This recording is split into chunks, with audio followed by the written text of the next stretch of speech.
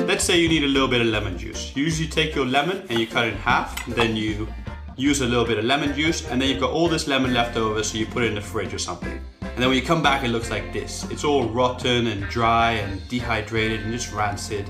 You don't really want to use it anymore, and it's hard and crunchy like this one. There must be a better way to preserve your lemon and still get your juice. Well, there is. This is how. You take your lemon and you roll it, and then you want to take a sort of pin and just poke it in the bottom of the lemon, the exact bottom where the point is here. And then you squeeze and all the lemon juice you want just pours out. Now the great thing is it's got a very small little hole in it now, so oxygen can't really get into it and make it rot, so it will stay fresher for longer. Sometimes you want to spread some butter, but when you take it out the fridge, the butter is super hard and really hard to spread.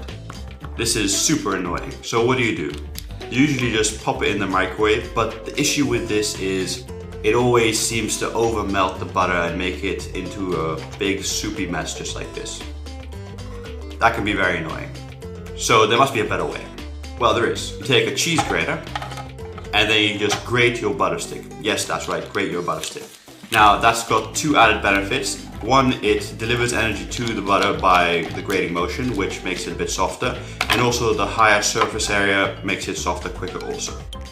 Lastly, it's in this funny, interesting spaghetti-like consistency, which now is super spreadable, so you can just spread it on whatever you want, and you have nice soft butter. Success!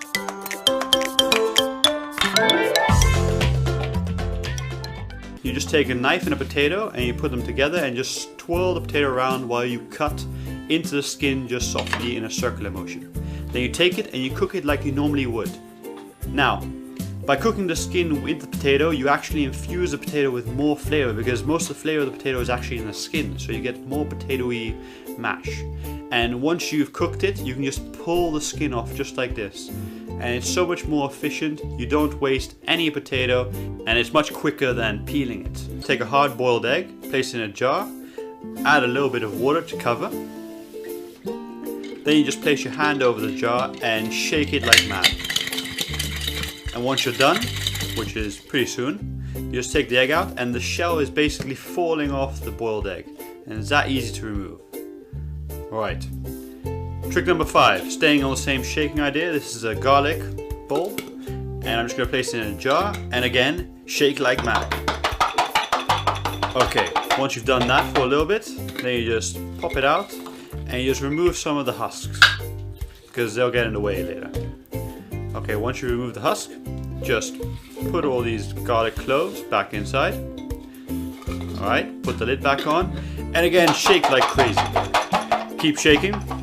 Just carry on shaking, and now you just pop it out, and all the skins have separated from the cloves. You can just pick them away and put them to one side, and then you've got these beautiful little garlic cloves. And if any of the skins are still on, you can put them in the jar and shake again, or just easily pull it off very easily like that.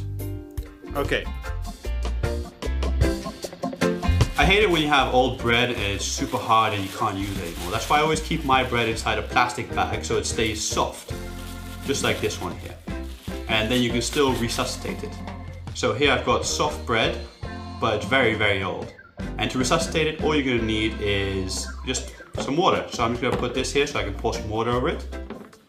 Basically just pour the water over it and pour it on the bottom also. And then you wanna place it into an oven at 180 degrees Celsius.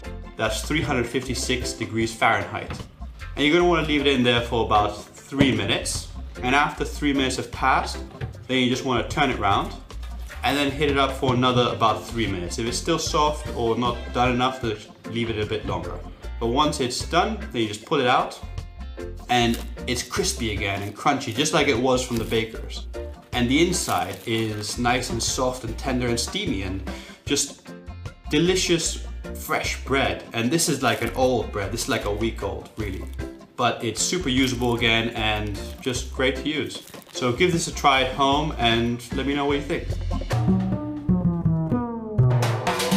For this trick, let's assume you can't find your bottle opener, but you do happen to find your blowtorch. Well, just take it and turn it on, then aim it at the little air gap in between the cork and the wine, And what will happen is it will heat up the air and make it expand, pushing the cork out the top in a nice little explosive bang. Just like this. Success. Alright, now just turn your blowtorch off and pour out your wine like you usually would and enjoy it. There we go.